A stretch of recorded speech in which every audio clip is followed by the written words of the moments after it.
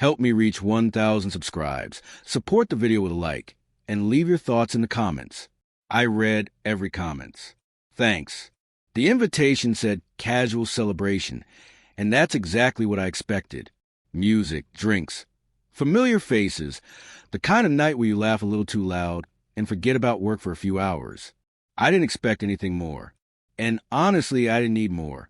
After 12 years of marriage, I'd learned that happiness wasn't fireworks. It was stability. Or at least, that's what I kept telling myself. My name is James, and that night was supposed to be simple. It wasn't. Elizabeth had been excited all week. Not overly excited. Just enough to remind me twice about what time we were leaving, and once about what I was wearing. She stood in front of the mirror before we left, adjusting her dress, checking her reflection from every angle. I told her she looked great. She smiled, but it didn't quite reach her eyes. I noticed it, but I didn't press. I'd learned that pushing questions usually made things worse, not better. The party was at her coworker's place, a modern house with too much glass and not enough warmth. When we walked in, the room was already buzzing, people talking over each other, music humming in the background, drinks being poured without anyone measuring. Elizabeth disappeared almost immediately, pulled into a group of colleagues I barely knew. I grabbed a drink and stood near the wall, doing what I always did at these things, smiling when someone made eye contact, nodding along when small talk drifted my way. At first, everything felt normal. I told myself that. Elizabeth laughed at something one of her co-workers said, a sharp, genuine laugh I hadn't heard directed at me in a long time.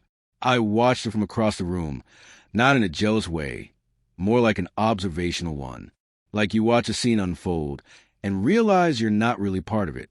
If this moment feels familiar to you, take a second to hit like, so this story can reach the people who need to hear it too. As the night went on, I tried to join her circle. Each time, the conversation shifted just enough to exclude me. Not intentionally, I think, just naturally. Inside jokes, work references, stories I wasn't part of. Elizabeth never introduced me. Not once. I stood there, glass in hand, feeling oddly transparent. Someone brushed past me without apologizing. Someone else leaned in front of me like I wasn't there.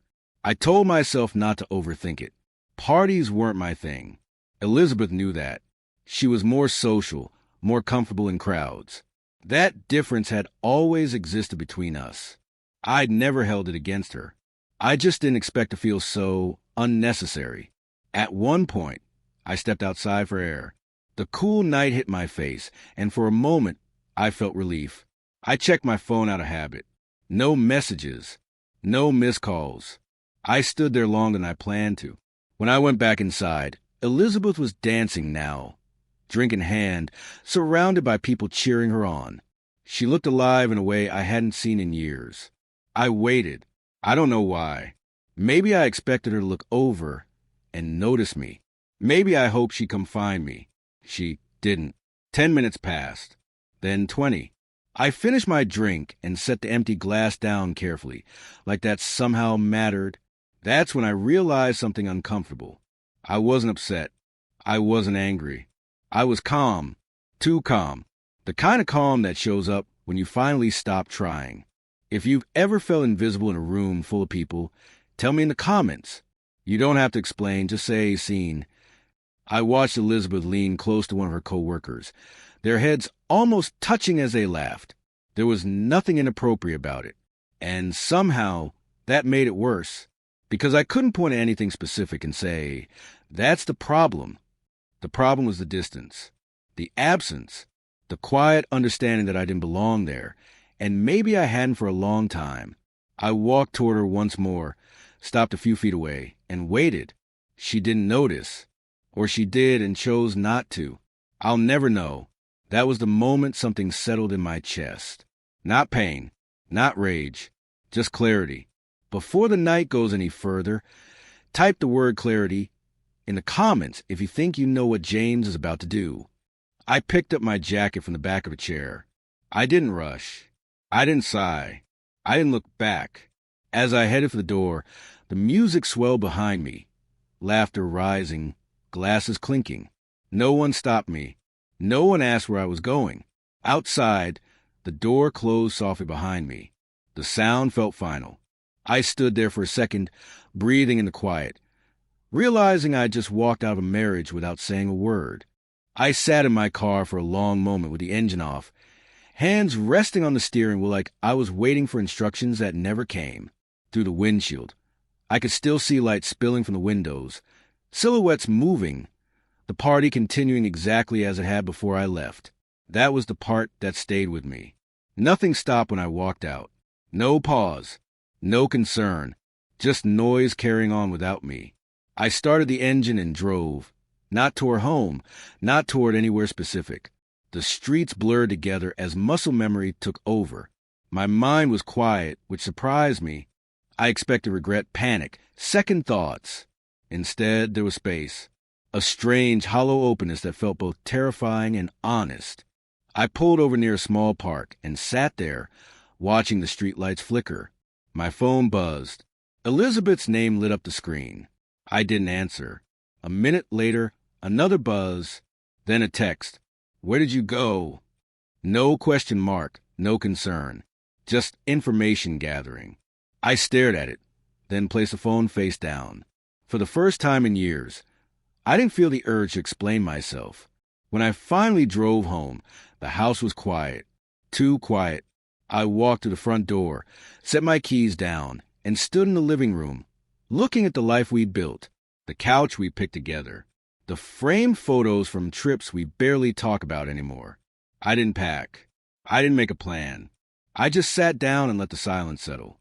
It felt heavy, but it also felt truthful. Elizabeth came home close to midnight. I heard the door, her heels clicking across the floor. She stopped when she saw me sitting there.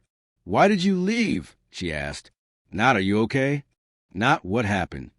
Just why, like I'd broken a rule. I looked at her and waited for the words to come. They didn't rush. Because I felt like a guest in my own marriage. I said. My voice was steady. That surprised her. She opened her mouth, then closed it. "You embarrass me," she said finally. I nodded, not because I agreed, but because I understood that was all she saw. We talked for less than 10 minutes. No shouting, no accusations. Just two people realizing they were standing on opposite sides of something that had been broken for a long time. She told me I was overreacting. I told her I'd been underreacting for years. Neither of us cried. That might have been the saddest part. I slept in the guest room that night. The next morning, I made coffee like usual. Elizabeth didn't come into the kitchen. She left early without saying goodbye. I sat at the table, mug cooling in my hands, and accepted something I'd been avoiding. Walking out of the party wasn't the end. It was the beginning of me finally paying attention. Over the next few days, the house felt different. Lighter, lonelier, yes, but also quieter in a way that didn't hurt as much as I thought it would. Elizabeth and I spoke when necessary.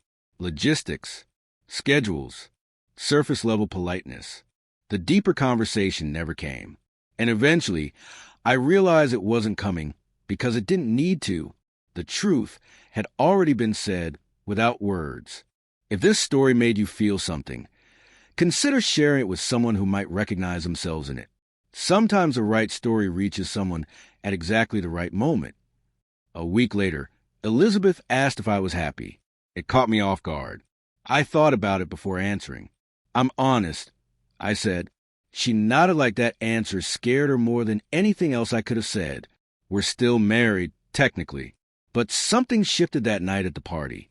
You can't unsee what you finally allow yourself to notice. I didn't walk out to punish her. I walked out to say what was left of myself. Do you think walking away in silence is stronger than staying and being ignored? Share your thoughts in the comments. Sometimes people expect a dramatic ending, a big confrontation, a clear winner. Life doesn't always work that way. Sometimes the bravest thing you do is stop begging to be seen and start choosing yourself quietly. Before you go, like this video, comment with your perspective, and subscribe if you want more stories that explore the moments people don't talk about but never forget.